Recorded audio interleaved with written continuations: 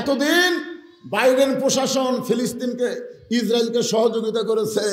গত পরশু সবচাইতে আমেরিকার খারাপ নাম হলো ডোনাল্ড ট্রাম্প। জোরে কোন কথা ঠিক কিনা? এর আগেও একবার আইছিল, খুবই খারাপ। একেবারে আওয়ামী লীগ খুব পছন্দ করে। ডোনাল্ড ট্রাম্প প্রেসিডেন্ট হওয়ার পরে এই হতাশা লীগ, এখন তার আওয়ামী লীগ না, এখন হচ্ছে হতাশা লীগ। জোরে কোন কি লীগ? আর একটা নাম হলো আফসোস লীগ। আফসোস করে বলে আগেই না ভালো আছিল, আগে ভালো আছিল। আপনারা বলেন আগে ভালো ছিল। আর এই গুজব লীগ বলতেছে, এই যে ফ্রান্সে গেছে ডক্টর ইউনূস, এরা বলতেছে ডক্টর ইউনূস নাকি পালায়ে গেছে। কখন কি বলতেছে হাসিনা আবার খপ করে আসবে, চট করে আবার ক্ষমতার চেয়ারে বসে দিবে। বাংলার মুসলমান এত বোকা না, আর কোন জালেম বাংলাদেশের ক্ষমতার চেয়ারে বসতে পারবে না। ধরে কোন কথা ঠিক কি না? আপনারা কি মনে করতেছেন তিন দিকে ভারত আসে বলে আমরা ভারতের ভয় করব? আমরা ভয় করব কার? আরো জোরে ভারত বলতেছে যে ভাবি হোক হাসিনা পাঠানো, আর আমরা বলতেছি হাসিনা ঢুকবার দেব না, যদি ঢোকে ফাঁসির মঞ্চে লিয়ে যাবো। জোরে কথা কর না জানি। এই সারা ৩০০টাই এমপি, আওয়ামী লীগের একটা এমপিও কিন্তু বাড়িতে আছে, সবগুলা বলে গেছে। আর কতগুলা কারেঙ্গা খাওয়া চামচা, কারেঙ্গা খাওয়া। জোরে কি খাওয়া? এই চামচাগুলা মাঝে মধ্যে ফেসবুকে পোস্ট দিচ্ছে, আবার আসিব ফিরে। কাউয়া কাদের সবচাইতে বড় নেতা, এখন পর্যন্ত অনবীক্ষণ যন্ত্র দিয়ে খুঁজে পাওয়া যাচ্ছে না এই শালা কাউয়া কুটি আছে। তোর কোন কথা ঠিক না? আর তোরা সিঙ্গারা খাওয়ার নেতা চামচা, তোরা বলতেছিস আবার আসিব ফিরে। আমি এখানে এসেছিলাম রাতের বেলা, কেবল ওয়াজ সাইজ করছি। মোটামুটি আপনারা কেবল মনোনিবেশ দিচ্ছেন, ঠিক ওই সময়ই আমার ওয়াজকে বন্ধ করে দেওয়া হলো। যিনি বন্ধ করলেন আপনারা তাকে মুসলমান বললেও কোরআন হাদিসের দৃষ্টিতে উনি হলেন মুনাফিক। জোরে গান কথা ঠিক।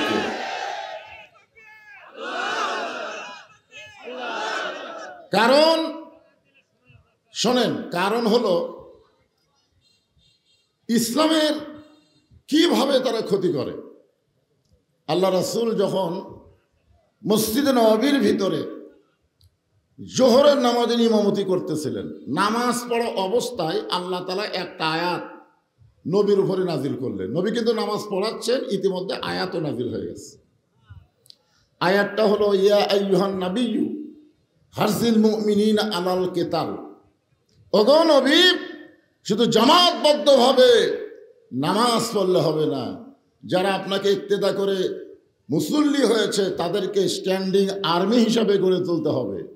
কারণ যে কোনো সময় মক্কার কাফেরেরা মদিনাকে আক্রমণ করতে পারে, আর মদিনা আক্রমণ করলে নামাজ দিয়া, রোজা দিয়া, দোয়া দিয়া আপনি মদিনা রক্ষা করতে পারবেন না। ওদের বিরুদ্ধে অস্ত্র ধারণ করা লাগবে। এ কথা কার? আপনারা বলেন তো, এই আয়াত নাজিল হচ্ছে কোন সময়? নামাজের সময়। নামাজ শেষ করার পরে আল্লাহ রাসূল বললেন, সাহাবীরা, একটা আয়াত আল্লাহ পাক আমার উপর নাজিল করলেন, আয়াতটা হলো এইরকম। তখন সামনে কাতারের একজন মুসল্লি, মাথায় পাগড়ি, মুখে দাড়ি, পরনে জুব্বা, নবীর কাছে গিয়ে বললেন, ইয়া রাসূলুল্লাহ, এইটা তো গন্ডগোলের আয়াত। আপনারা বলেন, আল্লাহ করলেন নাজিল আয়াত, আর এই বলতেছে এটা তো গন্ডগোলের আয়াত। 15.5 বছর এই ফ্যাসিস্ট আওয়ামী লীগ সরকারের সময় ইসলামী আন্দোলনের কোনো কথা বললেই ওরা বলতো গন্ডগোল। ধরে কোন কথা ঠিক কিনা? বলতো বদরুল শীত তো ওয়াজ করবার আসেনি, এটি গন্ডগোল লাগবার আইছে। চিন্তা করে দেখেন, শুধু আমাকে না, নবীকে পর্যন্ত বলতেছে, হুজুর এইটা তো গন্ডগোলের আয়াত। আপনারা বলেন, ইসলামী আন্দোলন কি গন্ডগোল? ইসলামী আন্দোলন কি গন্ডগোল?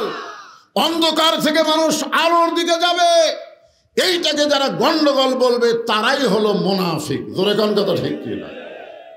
নবী চমকে গেলেন যে আমার সামনে কাতারের সাহাবী বলতেছে গন্ডগোলের আয়াত। ই কে? ই আসলে কে? সঙ্গে সঙ্গে আল্লাহ বললেন ওয়ামিনান নাসি মান ইয়াকুলু আমান্না বিল্লাহি ওয়া বিল ইয়াউমিল আখিরি ওয়া মা হুম বিমুমিনিন।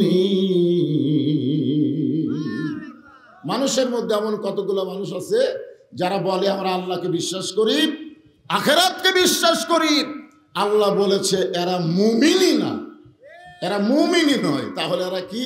টুপি মাথার দেওয়া দাড়ি রাখা লোকগুলো কি মুমিন যদি না হয় এরা কি? আরো জোরে বলেন। আমাদের বাংলাদেশে এরকম মুনাফিক আছে না নাই? জোরে কোন আছে না নাই? হ্যাঁ, আমরা আর যাই হোক মুসলমানের ঘরে আল্লাহ কবুল করেছেন। আমাদের ভাগ্য এত ভালো, আল্লাহ আমাদেরকে বিশ্বনবীর উম্মত হিসাবে কবুল করেছেন। খুশি না বেজার? আছেন আমার মুক্তার, আছেন আমার বারিস্টার, সেই বিচারের হাইকোর্টেতে তিনি আমায় করবেন পার। আমি পাপী রাসূল জাবিন্দার।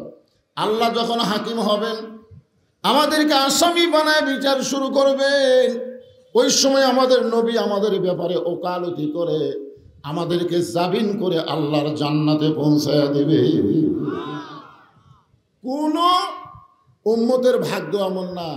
বাবা আদম থেকে ঈসা আলাইহিস সালাম পর্যন্ত যত নবী এসেছেন, ওই নবীর উম্মতের ভাগ্য এত ভালো নয় যেমন ভাগ্য আল্লাহ আমাদেরকে দান করেছেন। এজন্য আমরা সবাই কি বলি? আল্লাহুম্মা সাল্লি আলা মুহাম্মদ, আল্লাহুম্মা সাইয়্যিদিনা মুহাম্মদ। আমরা এমন একজন নবী পেয়েছি, তিনি শুধু নবী ছিলেন না, তিনি আমাদের নেতা। জোরে বলেন কি? আমার নেতা, তোমার নেতা। 13 বছর নবী মক্কায় ছিলেন, তখন কিন্তু নবী নেতা ছিলেন না। নবী যখন 13 বছর মক্কায় ছিলেন, তখন নবী নেতা ছিলেন না। জোরে কোন কি ছিলেন না? শুধু নবী ছিলেন। কিন্তু হিজরত করার পরে যখন মদিনায় গেলেন, তখন শুধু নবী ছিলেন না, তিনি নেতা হয়ে গেলেন। আপনাদের কাছে আমি জানতে চাচ্ছি, নবী 13 বছর মক্কায় ছিলেন, মুসলমানের সংখ্যা হলো মাত্র 320 জন। 13 বছরে মুসলমানের সংখ্যা কত? 320 জন। হিজরত করার পরে মদিনায় গেলেন, নবী যখন নেতা হলেন, 8 বছরে 10,000 মুসলমান নিয়ে নবী মক্কা বিজয় করলেন। এখন আপনারা বলেন, আমরা হুজুরেরা হব ইমাম আর শয়তানেরা হবে নেতা। আমাদের বাংলাদেশের নেতাগুলো ছিল শয়তান আর আমরা ছিলাম মসজিদের ইমাম। জোরে কোন ঠিক কি না? আমাদের দ্বারা এই 15.5 বছর বলেন স্বাধীনতার পর থেকে আমরা ইসলামের তেমন কিছু করতে পারিনি। মানুষকে কোরআনের কথা বলেছি, কিন্তু মানুষ সেটা তেমন গ্রহণ করেনি। ঠিক কিনা বলেন? কারণ আমাদের কাছে নেতৃত্ব নাই, আমাদের কাছে কি আছে? ইমামতি আছে। জোরে কোন কি আছে? ইমামতি আছে। আজকাল অনেকগুলো ইমাম তো গত 15 বছর ভয়ের ঠেলায় দোয়া করছে, রব্বানা আতিনা ফিদ দুনিয়া হাসিনা। কি করবে? হাসানার জায়গায় হাসিনা মারিছে। জোরে কোন ঠিক কিনা? আয় হায়। আসলে আল্লাহর কোরআন দিয়ে যখন বাংলাদেশ চলবে, তখন প্রত্যেকটা মুসলমানের কলিজায় কেবলমাত্র আল্লাহ ছাড়া অন্য কারো ভয় থাকবে না। জোরে কোন ঠিক কিনা? এই জন্য একটা আয়াতে কারিমা সময়ের দিকে খেয়াল করে আপনাদের সামনে তাফসির করা হবে। ইয়া আইয়ুহাল্লাযীনা আমানুত্তাকুল্লাহা হাক্কা তুকাতিহি ওয়া লা তামুতুন্না ইল্লা ওয়া আনতুম মুসলিমুন। মক্কায় যখন আমাদের নবী ছিলেন, তখন তো একজন নেতা ছিল। ঠিক কিনা বলেন? নবী কি? শুধু নবী। নেতাকে আবু জেহেল। ধরে কোন নেতাকে? আবু জেহেল। নবী কিন্তু কলেমার দাওয়াত দিয়েছেন, মক্কায় কলেমাকে প্রতিষ্ঠা করতে পারেনি। ঠিক কিনা বলেন? এখন নবী হিজরত করে যখন মদিনায় গেলেন, তখন নেতা কি অন্য একজন ছিল না নবী ছিলেন? নবী ছিলেন। দেখেন কি অবস্থা হলো, যে মক্কা থেকে গভীর রাত্রে নবী হিজরত করলেন, সেই মক্কা আবার বিজয় হয়ে গেল। ধরে কারণ সুবহানাল্লাহ। আজকে আমাদের বাংলাদেশ কি? পরাজয় না বিজয়? যারা স্বাধীনতার দল বলে দীর্ঘ 15.5 বছর ধরে আমাদেরকে এমনভাবে গোলামির শৃঙ্খল আবদ্ধ করেছিল যে আমরা আল্লাহর ভয় নিয়ে জবান খুলে কোনো কথা বলতে পারিনি। জোরে কোন কথা ঠিক কিনা? হ্যাঁ, কথা বলবার গেলেই কয় গন্ডগোল। এখন আসেন, ইমানদারকে লক্ষ্য করে আল্লাহ বলতেছেন, যারা আমাকে বিশ্বাস স্থাপন করেছ, তোমাদের 1 নম্বর আমল হচ্ছে আত্তাকুল্লাহ। 1 নম্বর আমল কিন্তু নামাজ না, কারণ বহু নামাজি আছে আল্লাহ ভয় করে না। আছে না নাই? আছে না নাই? ভয় করলেও হাক্কা তুকাতিহি এটা বোঝে না। আসরের নামাজ পড়ে জমির ধান দেখবার গেছে, যায় দেখে ওপর জমির পানি চলমল করতেছে, নিচে ওর জমির পানিই নাই। ও তখন চারিদিকে তাকায়, এভাবে চারিদিকে তাকায়, দেখে আশেপাশে কেউ নাই। আস্তে করে বসে জমির আল কাটে দেয়। আল কাটে দেওয়ার পরে ওই পানি দিয়ে হাত ধুয়ে আবার চারিদিকে তাকায়, দেখে কেউ দেখেনি। তখন মনে মনে কয় আলহামদুলিল্লাহ, কেউ দেখেনি। আপনার বলে লোকটা কিন্তু নামাজি বেঈমান, লোকটা কিন্তু নামাজি কিন্তু বেঈমান। কারণ ঈমান যদি থাকতো তাহলে তার কলিজার মধ্যে সর্বপ্রথম আল্লাহর ভয়ে সে বলতো, কেউ না দেখলো আল্লাহ দেখেছে। জোরে কোন কথা ঠিক? আপনার বলেন তো, আমাদের বাংলাদেশে কেউ না দেখলো আল্লাহ দেখতেছে, এই বিশ্বাস কি আমাদের কলিজার মধ্যে আছে? না। এই বিশ্বাস আসবে কখন? যখন একজন ভালো মানুষকে, আল্লাহওয়ালা মানুষকে আমাদের বাংলাদেশের নেতা করা হবে। জোরে কোন ঠিক কিনা? কারণ আমি তো জন্মের পরে দেখছি বাপের দেশ।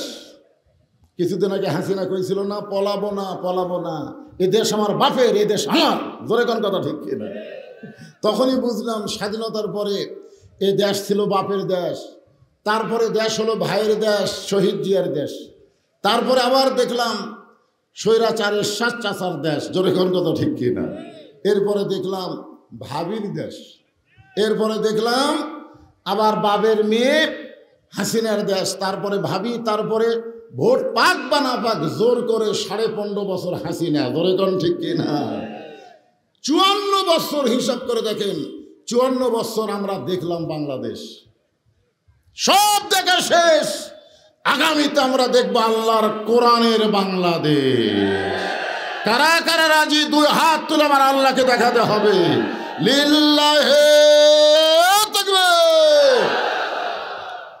আল্লাহর কোরআন দিয়ে যখন রাষ্ট্র চলবে, যিনি তিনি নেতা হতে পারবেন না। নেতা হবার গেলে তার 1 নম্বর যোগ্যতা হলো মসজিদের ইমামতি করা লাগবে। আপনারা সত্যি করে বলেন তো, বাংলাদেশে যত দল আছে সব দলের নেতারা কি ইমামতি করতে পারবে? 1 নম্বর গুণ, তুমি যদি মুসলমানের নেতা হবার চাও, তোমাকে নামাজ পড়া হবে না, নামাজ পড়ান লাগবে। এখন কোন দলের নেতারা নামাজ পড়াবার পারে, এটা কি আপনাকে চোখত লজ্জে দেখান লাগবে? 3 জন মুসল্লি মসজিদের মধ্যে গেছে, ইমাম আসেনি, ইমাম আসেনি। ওরা খালি বারবার ঘড়ি দেখতেছে, কেরে নামাজের সময় হয়ে গেল, হুজুর তো আলো না, কি করা যায়? কিছুক্ষণ পরে যখন হুজুর না আসলো, তখন ওরা 3 জন গল্প করতেছে, ভাই এখন তো নামাজ পড়ান লাগবে, আমাকে 3 জনের মধ্যে কে সামনে যাবে? একজন হলো আওয়ামী লীগ, একজন বিএনপি, আর একটা জামাত। তখন আওয়ামী লীগ বলতেছে, তুই সামনে যা, তুই সামনে যা, কারণ আমাকে পিছনে থাকার অভ্যাস আছে, সামনে যাওয়ার অভ্যাস নাই। যারা সারা জীবন পিছনে থেকেছে ওরা কোনোদিন সামনে যেতে পারবে না, যারা সামনে যাবে তারাই হবে নেতা। জোরে বলেন কত ঠিক? 1 নম্বর গুণ হচ্ছে আত্তাকুল্লাহ, ভয় করতে হবে আল্লাহর। আল্লাহর ভয় করতে গেলে ডক্টর কামালের সংবিধান দেওয়া হবে না, ইংরেজদের আইন দিয়ে আল্লাহর ভয় হবে না। আল্লাহর ভয় তৈরি করতে গেলে আল্লাহর কোরআনে রাষ্ট্র লাগবে। জোরে কোন ঠিক কিনা? এই যে দেখতেছেন যে কোরআনের তাফসীর শুনতে এসেছেন, এই কোরআনটা আসলে কি? এই কোরআনটা গ্রহণ করলে একজন নেতার চরিত্র কেমন হবে, একজন কর্মীর চরিত্র কেমন হবে, হাক্কা তুকাতিহি, এইটা দিয়ে আমি আপনাদের বোঝাবার চাই। একজন কর্মী যখন কোরআনকে গ্রহণ করবে, ওই কর্মীর 1 নম্বর বিশ্বাস হবে, কেউ না দেখলো আল্লাহ দেখতেছে। একজন নেতা যখন রাষ্ট্র পরিচালনা করবে তার অন্তরে ভয় হবে, কেউ না দেখলেও কে দেখতেছে। আজকে আমাদের বাংলাদেশে আমরা চারিদিকে খেয়াল করি, পুলিশ আছে কিনা, র্যাব আছে কিনা, এই খেয়াল করে আমরা চলি। এতদিন তাই চলেছি। আল্লাহর খেয়াল করে যায় আনেন। আল্লাহ বলেছেন লা তামুতুন্না, মৃত্যুবরণ করো না, ইল্লা ওয়া আনতুম মুসলিমুন, যতক্ষণ মুসলমান না হবে।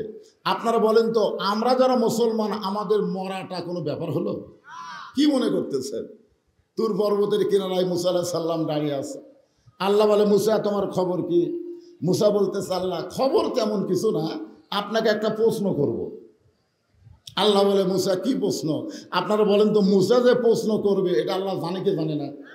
জানে। তারপরেও আল্লাহ মুসার মুখ থেকে শুনতে চায়, তোমার প্রশ্নটা কি? মুসা বলতেছে, আল্লাহ আমার প্রশ্ন হলো, আমার যা আছে তোমার তা নাই। আল্লাহ বলে, মুসা তোমার এমন কি আছে যে এটা আমি আল্লাহর নাই? মুসা বলতেছে, আল্লাহ আমার মৃত্যু আছে কিন্তু আপনার মৃত্যু নাই। আল্লাহ বলে, মুসা মৃত্যু তোমার কাছে কেমন মনে হয়? মুসা বলতেছে, আল্লাহ আমাকে যত নিয়ামত দান করেছেন তার মধ্যে উত্তম নিয়ামতের নাম হলো মৃত্যু। আসলে আমরা সুবহানাল্লাহ যতই বলি, আমরা কি মরবার চাই? মুসা আলাইহিস সালাম কি তাহলে ভুল কথা? যে আল্লাহ আপনি আমাকে নবী বানাচ্ছেন, কালিমুল্লাহ ডিগ্রি দিচ্ছেন, যত নিয়ামত আমাকে দেন না কেন, সমস্ত নিয়ামতের শ্রেষ্ঠ নিয়ামত হলো মৃত্যু। আল্লাহ কয়, মুসা রে, মানুষ দুনিয়াতে গেলে মরবার চায় না, আর সেই মৃত্যু তোমার কাছে উত্তম মনে হওয়ার কারণ কি? মুসা বলতেছে, আল্লাহ কারণ হলো তিনটা। ধরে বলেন কয়টা? উকিল বলতেছে, আপনি তো একটা দলের নেতা, আপনার ফাঁসির রায় কার্যকর হবে, ফাঁসি থেকে যদি বাঁচতে চান তাহলে রাষ্ট্রপতির কাছে দরখাস্ত করেন, রাষ্ট্রপতি যদি আপনাকে মাফ করে দেয় আপনার আর ফাঁসি হবে না। আসামি খালি মুচকি মুচকি হাসে। উকিল বলে, হাসেন কেন? বলে, হাসার কারণ হলো তোমার কথা শুনে। তুমি আমাকে বলতেছো রাষ্ট্রপতির কাছে দরখাস্ত করলে রাষ্ট্রপতি মাফ করলে আমার ফাঁসি হবে না, কিন্তু তুমি কি জানো আমি আমার জীবনে 3টা রাষ্ট্রপতিকে দেখেছি ক্ষমতায় থাকা অবস্থায় মারা গেছে। একটা হলো বঙ্গবন্ধু শেখ মুজিবুর রহমান, একটা হলো জিয়াউর রহমান, একটা হলো জিল্লুর রহমান। যারা ক্ষমতার থাকতে মরে যায় তাদের কাছে কোনো ইমানদার জীবন ভিক্ষা চাবে না। জোরে কোন কথা ঠিক? এখন উকিল বলতেছে, এই গোয়ারকির কারণে তো আপনার ফাঁসি হবে। তা এখন আল্লাহর বান্দা বলতেছে, ফাঁসি হবে কিন্তু মৃত্যু হবে না। আপনারা বলেন তো কি হবে না? ফাঁসি হবে কিন্তু মৃত্যু হবে না। যারা প্রকৃত মুসলমান তারা বিশ্বাস করেন আমাদের মৃত্যু হবার পরে, কিন্তু আমাদের মৃত্যু না। আমাদের মৃত্যুটা কি? মুসা আলাইহিস সালাম বলতেছে, আল্লাহ মৃত্যুকে মহব্বত করার, পছন্দ করার কারণ হলো 3টা। 1 নম্বর কারণ হলো না মরলে জান্নাতে যাওয়া যাবে না। এত সুন্দর জান্নাত আল্লাহ কার জন্য বানাছে? হিন্দুদের জন্য, খ্রিস্টানের জন্য, ইহুদির জন্য? আল্লাহ কোরআনে ডাইরেক্ট বলেছেন, ফাদখুলি ফি ইবাদি ওয়াদখুলি জান্নাতি। এখন আপনারা ইমানের বলে বলিয়ান হয়ে বলেন, আল্লাহ মুসলমান বানাইছে কার, জান্নাত বানাইছে কার জন্যে? মুসলমানের জন্য কব না, আমাদের জন্যে। যেই বলবো আল্লাহ জান্নাত বানাইছে কার জন্য, আপনারা বলবেন আমাদের জন্যে। আল্লাহ জান্নাত বানাইছে কার জন্যে? তা আপনারা যারা জান্নাতে যাবার চান, আপনারা যেটা অবস্থায় জান্নাতে যাওয়া পারবেন? কথা বলেন, কি হয়ে যাওয়া লাগবে? কারণ লাইলাতুল মিরাজে আমাদের নবী সমস্ত নবীর ইমামতি করেছেন। সুবহানাল্লাহ বলেন। সেই মসজিদের নাম হলো বাইতুল মুকাদ্দাস। কাবা ঘরের মধ্যে 1,24,000 নবীর জায়গা হবে না। কাবা ঘর আপনারা যারা হজ করছেন তারা দেখেননি, মাত্র 18 থেকে 20 জন মুসল্লি কাবা ঘরের ভিতরে জায়গা হবে। কাবাকে সামনে নিয়ে আমরা নামাজ পড়ি, কিন্তু কাবার এরিয়া কি খুব বড়? কিন্তু বাইতুল মুকাদ্দাসের এরিয়া বিশাল এরিয়া। বাইতুল মুকাদ্দাসের ভিতরে সমস্ত নবী রাসূলকে নিয়ে আমাদের নবী ইমামতি করেছে। জোরে করে সুবহানাল্লাহ। লাইলাতুল মিরাজে এই জন্য আমাদের নবীর একটা ডিগ্রি হলো ইমামুল আম্বিয়া, ইমামুল মুরসালিন। ফেরেশতা জিবরাইল বলে, হুজুর আপনি যে ইমামতি করলেন আপনার পিছনে মুসল্লি কারা, শুনবেন না? রাসূল বললেন, জিবরাইল কারা? বলে, সমস্ত নবী রাসূল আপনার মুসল্লি। আল্লাহ নবী বললেন, তাহলে আমি এক নজর সবাইকে একটু দেখবার চাই। একটা চোখে এনে নবীকে ডাল করানো হলো, হুজুর আপনি দেখেন সমস্ত নবীরা নবীর দিকে তাকায় আছে, আর আমাদের নবীর সমস্ত নবী রাসূলের দিকে তাকায় আছে। জোরে বলেন সুবহানাল্লাহ। এমন সময় আল্লাহ নবী দেখলেন একজন নবীর মুখ মলিন অবস্থায় দেখতে পায়, নবীর মুখটা কালোর মতন দেখা যায়। নবী বললেন, জিবরাইল সমস্ত নবীর মুখ থেকে নূর প্রকাশ পাচ্ছে, আলো প্রকাশ পাচ্ছে, ওই নবীর মুখটা কালো কেন দেখা যায়? ওই নবীর মুখটা কালো কেন দেখা যায়? ফেরেশতা জিবরাইল বললেন, ইয়া রাসূলুল্লাহ আপনি তাকে কাছে ডাক দিয়া জিজ্ঞাসা করেন। নবী তাকে কাছে ডাক দিয়া বললেন, নবী গো, সমস্ত নবীর চেহারা থেকে আলো আসতেছে, আপনার চেহারা কালো দেখা যায়, কারণ কি? আপনার নামটা কি? মা ইসমুক, আপনার নামটা কি? বলে, আমার নাম হলো ঈসা রূহুল্লাহ। নবী বললেন, সবার চেহারা নূর প্রকাশ পায়, কিন্তু আপনার চেহারার মধ্যে আলো কেন নাই? ঈসা বলতেছে, সমস্ত নবীর আপনার পিছনে জান্নাত থেকে নামাজ পড়াইছে, কিন্তু আমি জান্নাত থেকে আসতে পারি নাই। নবী বললেন, আপনি কেন জান্নাত থেকে আসেন নাই? ঈসা বলতেছে, এখনো পর্যন্ত আমার মৃত্যু হয়নি। বর্তমানে তিনি জীবিত আছেন চতুর্থ আসমানে। ঈসা আলাইহিস সালাম সময় মতো চলে আসবে ওই বাইতুল মুকাদ্দাসের জন্য। জোরে কোন কথা ঠিক কি না? যে হারে ইসরায়েলের ইহুদিরা বাইতুল মুকাদ্দাসকে সামনে নিয়ে ফিলিস্তিনদেরকে হত্যা করতেছে, এতদিন বাইডেন প্রশাসন ফিলিস্তিনকে ইসরায়েলকে সহযোগিতা করেছে। গত পরশু সবচাইতে আমেরিকার খারাপ নাম হলো ডোনাল্ড ট্রাম্প। জোরে কোন কথা ঠিক কিনা? এর আগেও একবার আইছিল, খুবই খারাপ, একেবারে আওয়ামী লীগ খুব পছন্দ করে। ডোনাল্ড ট্রাম্প প্রেসিডেন্ট হওয়ার পরে এই হতাশা লীগ, এখন তার আওয়ামী লীগ না, এখন হচ্ছে হতাশা লীগ। জোরে কোন কি লীগ? আর একটা নাম হলো আফসোস লীগ। আফসোস করে বলে, আগেই না ভালো আছিল, আগে ভালো আছিল। আপনারা বলেন আগে ভালো ছিল? আর এই গুজব লীগ বলতেছে, এই যে ফ্রান্সে গেছে ডক্টর ইউনূস, এরা বলতেছে ডক্টর ইউনূস নাকি পালায়ে গেছে। তখন কি বলতেছে, হাসিনা আবার খপ করে আসবে, চট করে আবার ক্ষমতার চেয়ারে বসে দিবে। বাংলার মুসলমান এত বোকা না, আর কোন জালেম বাংলাদেশের ক্ষমতার চেয়ারে বসতে পারবে না। জোরে কোন কথা ঠিক কি না? আপনারা কি মনে করতেছেন তিন দিকে ভারত আসে বলে আমরা ভারতের ভয় করব? আমরা ভয় করব কার? আরো জোরে, আত্তাকুল্লাহ হাক্কা তুকাতিহি, আল্লাহর ভয় করতে হবে নিয়ম মতো, যথাযথ আল্লাহর ভয় করতে হবে। সেটাকে সামনে নিয়েই আমি কথা বলতেছি। আল্লাহ বলে, মুসা মৃত্যুকে পছন্দ করার কারণগুলো কি একটু বলো। মুসা বলতে চালে এক নম্বর কারণ হলো, না মরলে জান্নাতে যাওয়া যাবে না, জান্নাতে যাবার গেলে মরা লাগবে। জোরে কোন কথা ঠিক কি না? আপনারা কি সবাই জান্নাতে যাবার চান? কথা কয় না, সবাইকে যাবার চান? তাহলে জান্নাতে যাইতে গেলে কি লাগবে? আরো জোরে কোন। আমি যেই বলবো জান্নাতে যাইতে গেলে কি চাই, আপনার সকলে জবান খুলে বলবেন, মরতে চাই। জান্নাতে যাইতে গেলে কি চাই? আবু সাইদ কি বলেছে? মার মার। এই ফ্যাসিস্ট হাসিনার অধীনে থাকতে চাই না, বাতিলের অন্ধকারকে দূরীভূত করে আলোর ঠিকানা বাংলার মানুষকে দিবার চাই। মার। বলেন তো, আবু সাইদ যে মার মার কইল, ওরে গুলি করার সাথে সাথে বাংলা স্পট পরিবর্তন হয়ে গেল। জোরে কোন কথা ঠিক কি না? জীবন দেব রে, এ বাতিলের সঙ্গে আপোষ করার চাইতে আল্লাহর পথে মরাই ভালো। প্রায় ১৫০০ ছাত্র জনতা জীবন দেওয়ার কারণে আজকে বাংলাদেশে দ্বিতীয় স্বাধীনতা আমরা অর্জন করেছি। জোরে কোন ঠিক কিনা বলেন? প্রথম স্বাধীনতা যারা ইয়ং জেনারেশন তোমরা বুঝবে না, আমাদের মতন যারা মুরব্বী তারা জানি, আসলে আমরা প্রথম স্বাধীনতাও চাইনি। কারণ পূর্ব পাকিস্তান পশ্চিম পাকিস্তান আমরা ভাই ভাই ছিলাম। আমরা দেখলাম বাংলাদেশের একটা বিজন মাকে ভারত হাত করে এই দুই পাকিস্তানকে ডিভাইডেড করার জন্য একটা চক্রান্ত করেছে। ধরে কোন কথা ঠিক না? ওই সময় কোনো আলেম ওলামা স্বাধীনতার পক্ষে ছিল না, কারণ তারা জানতো বাংলাদেশ স্বাধীন হয়ে ভারতের অঙ্গরাজ্য বানাবে। আপনারা কি বুঝতে পারেন নাই? বাংলাদেশ স্বাধীন হয় নাই, বরং ভারতের অঙ্গরাজ্য বানানোর চেষ্টা করেছে। ধরে কোনো কথা ঠিক কিনা? এ হাসিনা সরকার জায়গা দিছে কোথায়? আল্লাহর ওলি বলেছেন। আল্লাহর ওলি কি বলেছেন শোনেন নাই? যেমন একটা সময় আসবে বাংলার জনগণ গাছের গোড়ায় এমন নাড়া দিবে, দিল্লির মামু বাড়ি গিয়ে পড়বে। জোরে কোন কথা ঠিক কিনা?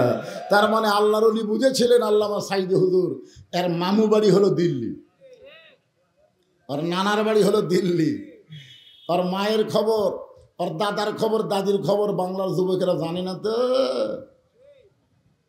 জাতির পিতা, জাতির পিতা না জুতের পিতা, কয়দিন পরে বুঝবে। জোরে কোন ঠিক কিনা?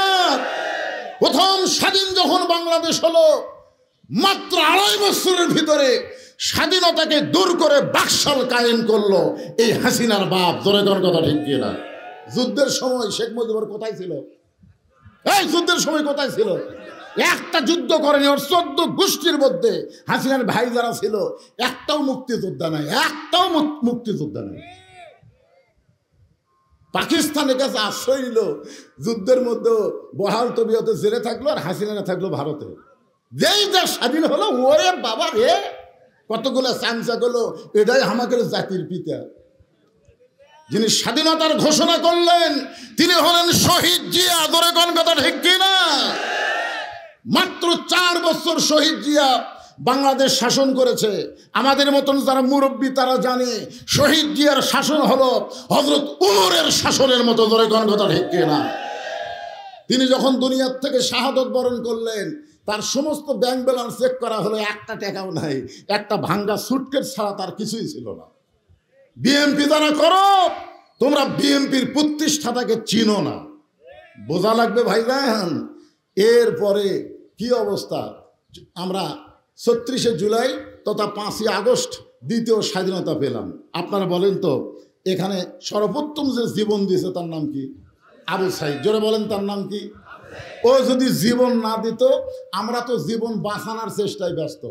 জীবন বাঁচান লাগবে ভাই, যে করেই হোক, বাতিলের সাথে আপোষ করে আমাদের জীবন বাঁচান লাগবে। কিন্তু আবু সাইদ বলছে না, মরা যখন লাগবে তাহলে খামাখা অন্ধকারে থাকবো কেন?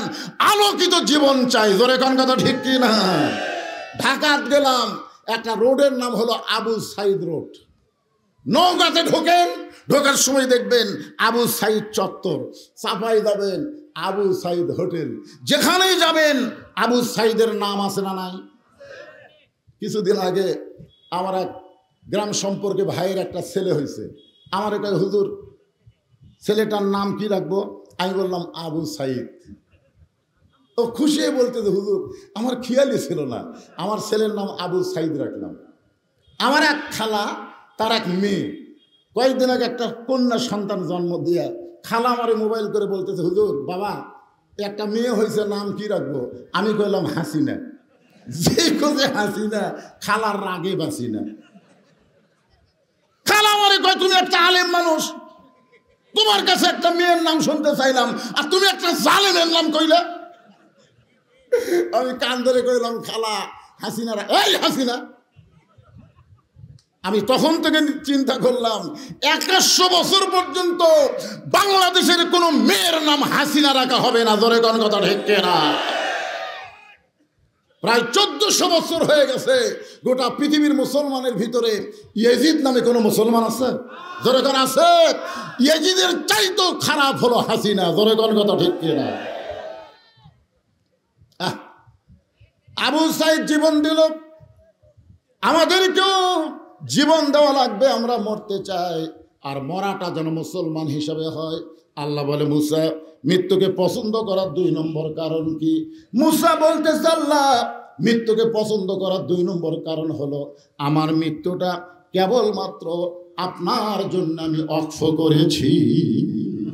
আমার সামনে যারা বসে আছেন, দাঁড়িয়ে আছেন, সবাই অন্তর থেকে বলবেন, আমরা মরবো কার জন্যে? আরো জোরে কোন, মরবো কার জন্যে? আল্লাহর জন্য। যদি মরতে চাই, ভারতের কোনো ক্ষমতা নাই, আমেরিকার কোনো ক্ষমতা নাই বাংলাদেশের 1 ইঞ্চি জায়গা দখল করে। ধরে এখন কথা ঠিক কিনা? আপনারা হয়তো বলবেন হুজুর ফিলিস্তিনে যেভাবে মুসলমানকে মারতেছে ফিলিস্তিন কি বিজয় লাভ করবে? অচিরেই অচিরেই আপনারা দেখবেন ইসরায়েলের মানচিত্র পৃথিবী থেকে উধাও হয়ে যাবে। গোটা পৃথিবীর মুসলমান জীবন দেওয়া শিখেছে। জোরে কোন কথা ঠিক কিনা? যে বাংলাদেশের মুসলমান জীবনকে তাকের মধ্যে বাস্কেটের মধ্যে লুকিয়ে রাখতে, জীবন দেবো না, জীবন দেবো না, কিন্তু জীবন দেওয়া শিখেছে। জোরে কোন ঠিক কিনা? এই জন্যে জীবন যখন দিব, জীবনটা কার জন্য দিব? আল্লাহর জন্য। সঙ্গে সঙ্গে আল্লাহ বললেন, মুসা তুমি বড় চালাক, আমার জন্য যারা জীবন দেবে আমি আল্লাহ ঘোষণা করলাম, ওয়ালা তাকুলু লিমান ইউকতালু ফি সাবিলিল্লাহি আমওয়াতুন বাল আহইয়াউ ওয়ালাকিন লা তাশউরুন। আল্লাহর জন্য যারা জীবন দিবে তাদেরকে আল্লাহ বলেছেন তোমরা মৃত্যু বলো না, তাদেরকে মৃত্যু বলো না। আমাদের বাংলাদেশে যারা ফাঁসির কাস্টে গেছে, এই 24 স্বাধীনতার জন্য যারা জীবন দিয়েছে তাদেরকে আমরা মৃত্যু বলবো না, বরং তাদের সবাইকে আমরা শহীদ বলবো। ধরে কোন ঠিক কিনা? আপনারা আল্লাহর কোরআন আয়াতকে বিশ্বাস করেন না? আল্লাহ বলেছেন আমার জন্য যারা জীবন দিবে তাদেরকে তোমরা মৃত্যু বলো না। মুসা রে তুই খুব চালাক রে, আমার জন্য জীবন দেওয়া মানে সে মরবি না, এমন একটা জীবন আল্লাহ আমাদেরকে দিবেন। বুখারী শরীফের হাদিসের মধ্যে আছে, মা আহাদান ইয়াদখুলুল জান্নাতা ইউহিব্বু ইয়ারজি ইলা দুনিয়া ওয়া লাহু মা আলাল আরদি মিন শাইইন ইল্লা শাহীদুন ইয়াতামান্না আন ইয়ারজি ইলা দুনিয়া ফায়ুক্তাল আশারা মাররাতান লিমা ইয়ারা মিনাল কারামাতি। রাওয়াহুল বুখারী কিতাবুল মাগাজি। হাসরের ময়দানে আল্লাহ তাআলা, একটু মনোযোগ দিয়ে শুনবেন, একটু মনোযোগ দিয়ে শুনবেন, আল্লাহ তাআলা সমস্ত শহীদদেরকে জান্নাত দিবেন। জান্নাত পাওয়ার পরে তারা দুনিয়াতে আসার জন্য ছটফট করবে। আল্লাহ বলবে, বান্দা তুমি আমার জন্য জীবন দিয়েছ, এ কারণে বিনা হিসাবে তোমাকে শাহাদতের মর্যাদা দিয়ে তোমার জন্য সবচাইতে উত্তম জান্নাত দিয়ে দিলাম। উত্তম জান্নাত পাওয়ার পরেও তুমি দুনিয়াতে আসার জন্য কেন ছটফট করো? বান্দা বলবে, আল্লাহ দুনিয়াতে এই কারণেই যাব, প্রথম শহীদ হওয়ার সময় শাহাদতের কি মর্যাদা এটা নিজের চোখে দেখতে পেরেছি। জান্নাতে আসার পরে দেখতেছি শহীদের মর্যাদার চাইতে জান্নাতের শান্তি কম। ওগো আল্লাহ ফায়ুক্তাল আশারা মাররাতান, কম করে হলো আমরা 10 বার শহীদ হব, বাতিলের বিরুদ্ধে লড়াই করব। দুনিয়াতে বাতিল থাকবে আর আমরা জান্নাতে থাকবো, এটা সম্ভব না। কম করে 10 বার হলে শাহাদতের পেয়ালা পান করব। আমাদেরকে শহীদ হওয়া ভালো লাগে, জান্নাত ভালো লাগে না। বুখারী শরীফের হাদিস আপনাদের শোনায় দিলাম। আবু সাইদকে যদি আবার পাঠায় আল্লাহ, যা বাংলাদেশ যা, ওই আশাই কিন্তু বাতিলের বিরুদ্ধে জীবন দিবি। কারণ প্রথম জীবন যখন গুলি করেছে, আপনারা বলেন তো, ও আরে ও বাবারে চিল্লেছে, কতক্ষণ চিল্লেছে, এইটা তো আমরা সাক্ষী। গুলি করতেছে, ও পিছন দিকে যাচ্ছে, কোনো চিল্লাচিল্লি নাই। আবার গুলি করতেছে, ও পিছন দিকে যায়, আবার সামনে আসে, আবার গুলি করতেছে। তখন একজন ছেলে এসে আবু সাইদের হাত ধরলো, সাথে সাথে পড়ে গেল। জোরে কোন কথা ঠিক কথা বলেন? তার মানে বোঝা গেল বাতিলের বিরুদ্ধে যখন কোনো বান্দা জীবন দেয়, আল্লাহ তাআলা সমস্ত কষ্ট তার কাছ থেকে কেড়ে নিয়ে, মায়ের করে সন্তান দুধ পান করতে করতে যেমন ঘুমায়, একটা শাহাদতের মৃত্যু পিঁপড়ে কাটার চাইতেও যন্ত্রণা কম। জোরে কোন সুবহানাল্লাহ। তাহলে আমরা জীবন দিব কার জন্যে? সবাই বলেন ভাইরে, ভারত বলতেছে যে ভাবি হোক হাসিনা পাঠানো, আর আমরা বলতেছি হাসিনা ঢুকবার দেব না, যদি ঢোকে ফাঁসির মঞ্চে লিয়ে যাবো। ধরে কথা কর না, কথা কর না কেন? এই সারা 300টাই এমপি, আওয়ামী লীগের একটা এমপিও কিন্তু বাড়িতে আছে, সবগুলা বলে গেছে। আর কতগুলা কারেঙ্গা খাওয়া চামচা, কারেঙ্গা খাওয়া, ধরে কি খাওয়া, এই চামচাগুলা মাঝে মধ্যে ফেসবুকে পোস্ট দিচ্ছে, আবার আসিব ফিরে। রে কাউয়া কাদের সবচাইতে বড় নেতা, এখনো পর্যন্ত অনুবীক্ষণ যন্ত্র দিয়ে খুঁজে পাওয়া যাচ্ছে না এই শালা কাউয়া কুটি আছে। তোর কোন কথা ঠিক না? আর তোরা সিঙ্গারা খাওয়ার নেতা চামচা, তোরা বলতেছিস আবার আসিব ফিরে। ইমানের বলে বলিয়ান হয়ে কথাগুলো আমাদের শুনতে হবে। আত্তাকুল্লাহ হাক্কা তুকাতিহি, আমরা একমাত্র ভয় করব কার? এই ভয়টা নিয়ম মোতাবেক করা লাগবে। এই নিয়ম মোতাবেক ভয়টা কেমন, এইটা বোঝানোর জন্য বলতেছে, একটু মনোযোগ দিয়ে শুনবেন। আল্লাহ রাসূল যখন বদরের যুদ্ধে 311 জন সাহাবী নিয়ে রওনা দিলেন, বদরের যুদ্ধে হলো 313 জন, জোরে কোন কয়জন? 313 জন। কিন্তু নবী যখন প্রথম রওনা দিলেন, এমন সময় নবীর সঙ্গে রয়েছে 311 জন। ইতিহাস পড়ে দেখেন 313 জন, কিন্তু নবী রওনা দিলেন 311 জন। এমন সময় মুআয আর মুআব্বিস, দুইটা সন্তান নবীর সামনে গিয়ে বলতেছে, ইয়া রাসূলুল্লাহ, এতগুলো সাহাবী নিয়ে আপনি বদরের যুদ্ধে যাচ্ছেন, হুজুর মক্কার কাফিররা মদিনাকে আক্রমণ করতে আসতেছে, আমরা দুই ভাই আপনার সঙ্গী হতে চাই। আল্লাহ রাসূল বললেন, আমরা জিহাদের ময়দানে যাচ্ছি, আমরা কোনো খেলা দেখবার যাচ্ছি না। তুমি জানো এই যুদ্ধের ময়দানে গেলে তোমাদের জীবন যাইতে পারে। মুআয আর মুআব্বিস বলতেছে, আমরা আল্লাহর জন্য নিজের জীবনকে দিতে প্রস্তুত। রাসূল একজন নেতা হয়ে চিন্তা করলেন, এই ছোট ছোট বাচ্চাদেরকে জিহাদের ময়দানে না নিয়ে যাওয়াই ভালো। এই জন্যই বললেন, তোমাদের বয়স হয়নি, তোমরা যাও, তোমাদের বয়স হয়নি, তোমরা যাও। মুআয বলতেছে, হুজুর বয়স কেমনে বুঝবেন আপনি, দেখেন না কেন আমাদের শরীরের দিকে? আল্লাহ রাসূল বললেন, বয়স শুধু না, তোমাদের মাপও হয়নি, মাপ 5 ফুট 2 ইঞ্চি লম্বা হওয়া লাগবে। তোমাকে কি 5 ফুট 2 ইঞ্চি আছে? মুআয বলে, হুজুর তাহলে আপনি লাঠি নিয়ে আসেন। রাসূল বললেন, বেলাল দেখি মাপের লাঠি নিয়ে আসো। বেলাল যখন লাঠি খাড়া করলেন, এবার মুআয গিয়ে লাঠির কাছে দাঁড়াইছে। নবী তাকায় দেখে পায়ের বুড়া আঙ্গুলি ভর দিয়ে লাঠির মাথা পর্যন্ত। আল্লাহ রাসূল বলে, এই মুআয, বলে হুজুর কি দেখতেছেন? আমার মাথার দিকে তাকায় দেখেন আপনার লাঠি পর্যন্ত হয়েছে কিনা। রাসূল বললেন, মাথা খালি লাঠি পর্যন্ত হইলে হবে না, তোমার পায়ের খবর কি? সঙ্গে সঙ্গে মুআয বললেন, ওয়ারাফা'না লাকা যিকরাক, আল্লাহ আপনাকে এত উপরে রাখছে, আপনি নিচের দিকে দেখেন কেন? আপনি আমার মাথার দিকে তাকায় দেখেন। আমি জিহাদের ময়দানে যাবার চাই, আমার জীবন আল্লাহর জন্য ওয়াকফ করেছি, জোরে বলেন মারহাবা। রাসূল বললেন, ঠিক আছে, তোমাকে জিহাদে যাওয়ার অনুমতি দিলাম। ঈমানটা কি? ঈমানটা কি? আমার জীবন কার জন্য? রাসূল বলেন, ঠিক আছে, তোমার মাপ যখন হয় তোমাকে জিহাদে যাওয়ার অনুমতি দিলাম। ছোট ভাই বলতে, হুজুর ওইখানে লম্বা হসে আর গাওয়াত বল নাই, মানে চিন্তা করতেছে মাপে তো হয়ে গেছে, ওয়াক্তার বাদ দেওয়ার বুদ্ধি নাই। বলে, হুজুর খালি লম্বা দেন, আমার সাথে কুস্তি পারবি না, বহুদিন লাগছে, আর বুকের উপর উঠে পারে, নিচে পড়ে থাকে। আল্লাহ রাসূল বলেন, ঠিক আছে, তোমরা দুই ভাই কুস্তি করো। এবার দুই ভাই যখন কুস্তি করতেছে, নিচ থেকে মুআব্বিস বলতেছে, ও মুআয ভাই, তুমি কিন্তু মাপে হয়ে গেছো, তোমার বাদ দেওয়ার চান্স নাই। এখন তুমি একটু দুর্বল হয়ে আমাকে তোমার বুকের উপর উঠায় দাও, একটু দুর্বল হয়ে আমাকে তোমার বুকের উপর উঠায় দাও। মুআয বলতেছে, মুআব্বিস, আমি যদি একটু দুর্বল হয়ে তোকে আমার বুকের উপর উঠায় দেই, ইয়ানজুরু বি নূরিল্লাহ, নবীকে এমন একটা আল্লাহ চোখ দিয়েছে, নবী সব কিছু বুঝতে পারবে। মুআব্বিস বলতেছে, একটু দুর্বল হও, কারণ যখন কাফের বেঈমানেরা ডান দিক থেকে নবীকে তীর মারবে, তুমি না হয় ডান দিকে দাঁড়াবে ভাই, কিন্তু বাম দিক থেকে যখন তরবারি মারবে তখন বাম দিকে কে দাঁড়াবে? সামনের দিক থেকে তীর আলে তুমি সামনে দাঁড়াবে, পিছন দিক থেকে যদি কোনো বর্ষা মারে তাহলে আমি পিছন দিকে দাঁড়াবো। আমরা দুই ভাই আমাদের জীবনের বিনিময়ে আল্লাহ নবীর শরীরে কাফেরদের কোনো অস্ত্র লাগতে দিব না। তুমি একা কেন যাবে ভাই? একসঙ্গে দুইজন দৌড়াইছি, একটু দুর্বল হয়ে আমাকে বুকের উপর উঠাইয়া দাও। মুআয দুর্বল হয়ে মুআব্বিসকে যখন বুকের উপর উঠাইয়া দেয়, সঙ্গে সঙ্গে নবী চিৎকার করে বললেন, সাহাবীরা রে,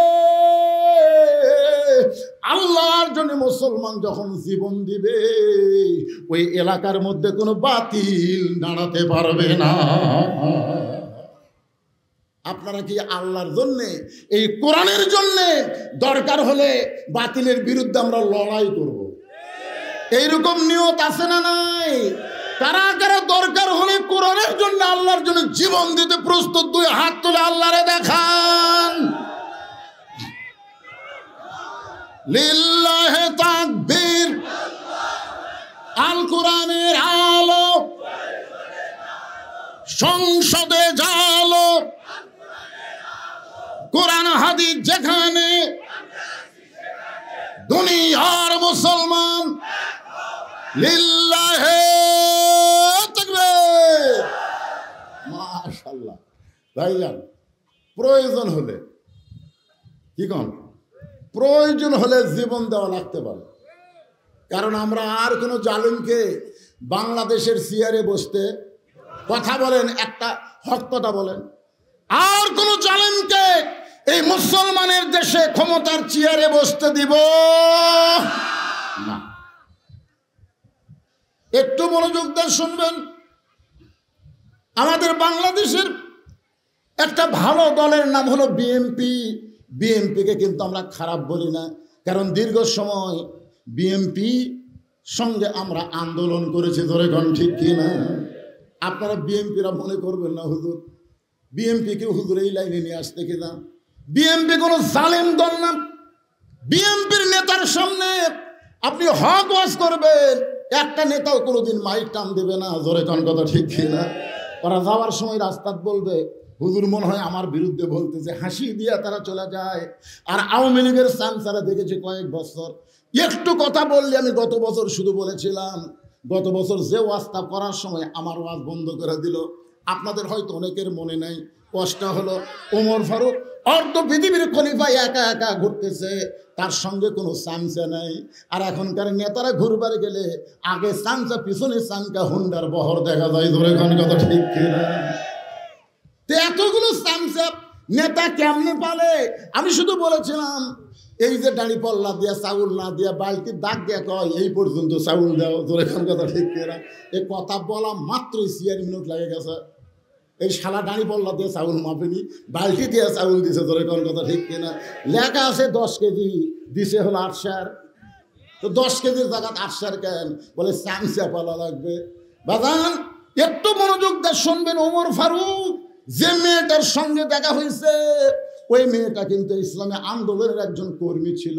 ওমর ফারুক বললেন, মা এই একা একা নির্জনে তুমি ঘুরতেছ, তোমার অন্তরে কি কোনো ভয় ডর লাগতেছে না? তুমি যে একা একা ঘুরতেছ, তোমার সামনেও কোনো মানুষ নাই, পিছনেও কোনো মানুষ নাই, তোমার অন্তরে কোনো ভয় ডর নাই? সঙ্গে সঙ্গে মেয়েটা বলতেছে, পথিক ওমর ফারুক যখন আল্লাহর কোরআন দেয়া রাষ্ট্র চালায়, তখন মুসলমানের করি যায় কেবলমাত্র আল্লাহ ছাড়া আর কারো ভয় থাকে না। তাহলে আল্লাহর ভয় কলিজার মধ্যে রাখতে চাইলে ডক্টর কামালের সংবিধান দেওয়া হবে না, আল্লাহর কোরআন লাগবে। ধরে কোন ঠিক কি না? কয়েকদিন আগে এক সমন্বয় বলেছে, আগেকার সংবিধান দরকার হলে ছুঁড়ে ফেলে দেবো, ছুঁড়ে। তখন একজন নেতা বলতেছে এইরকম কথা পবিত্র সংবিধান নিয়ে বলতেছে, এদেরকে তো আইনের আয়তা আনা দরকার। আপনার বলেন তো সংবিধান কি কোরআন শরীফ? এজন্য সংবিধান কি কোরআন শরীফ? এই সংবিধানের দোহাই দিয়ে হাসিনার প্রেসিডেন্ট চুপ্পু এখনো ক্ষমতায় আছে। ধরে কথা বলেন না কেন? এই শালা কিন্তু মারাত্মক, মারাত্মক। আপনি জানেন, ও নিজে বলেছে আমি আওয়ামী লীগের পাবনা জেলার ছাত্রলীগ করে সভাপতি ছিলাম, তারপরে আওয়ামী লীগের সভাপতি হলাম, তারপরে প্রধানমন্ত্রী হাসিনার একটু পাঁচ হইয়া সালাম করতে চাচ্ছিলাম, প্রধানমন্ত্রী সালাম দিল না আমার প্রেসিডেন্ট বানানোর জন্য। তাহলে চিন্তা করেন আওয়ামী লীগের কি? ওকে আমরা ক্ষমতার থেকে অপসারণ করতে চাই, দোহাই হচ্ছে সংবিধান। একটা সংবিধান চলবে না, সামনে চলবে আল্লাহর কোরআন। জোরে বলেন কথা ঠিক?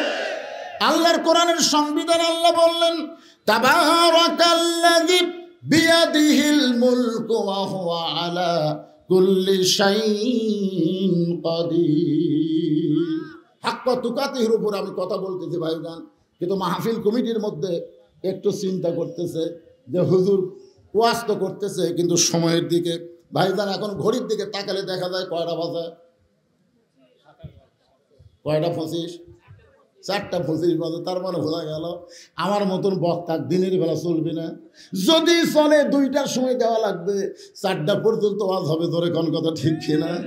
যদি আপনারা দিনের বেলা চলাবার চান আমার দিয়ে, তাহলে লোকের দিকে তাকালে হবে না, সময়ের দিকে খেয়াল করা লাগবে।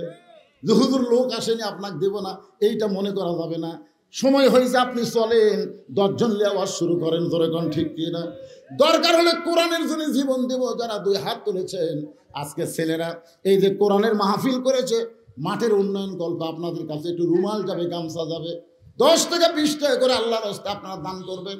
সবাই একটু দান করবেন ভাই। দুনিয়ার টাকা পয়সা দুনিয়াতে সব শেষ হয়ে যাবে, কিন্তু যেইটা আপনি দিবেন ওইটা আল্লাহ জান্নাতে আপনার অ্যাকাউন্টে দিয়ে দিবে।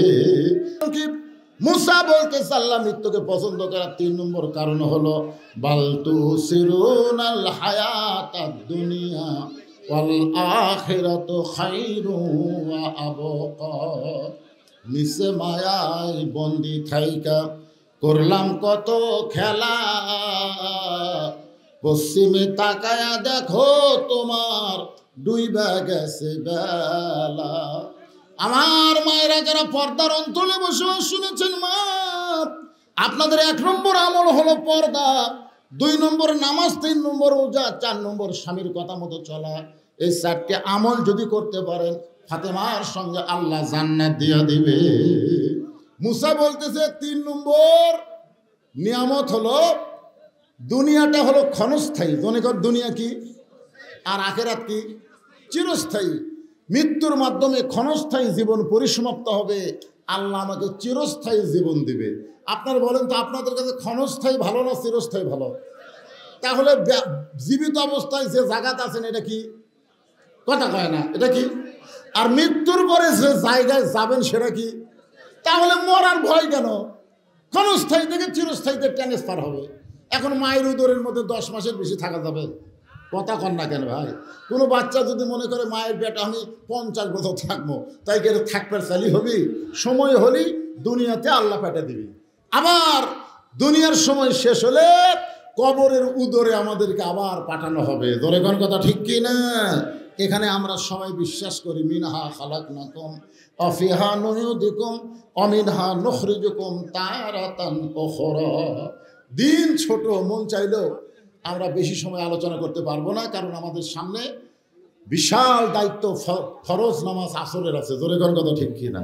এই জন্যে মন চাইলেও আমি ইচ্ছা করে সময় বাড়াতে পারতেছি না। ভাইজান, আসরের নামাজের দিকে খেয়াল করে আলোচনা আজকের মতো এখানে সমাপ্তি করলাম। যদি আল্লাহ হায়াতে রাখে আপনাদের এই খামটায় আবার যেন আল্লাহ রাতের বেলা একটা সময় দেওয়ার তৌফিক দেয়। জোরে কোন আমিন।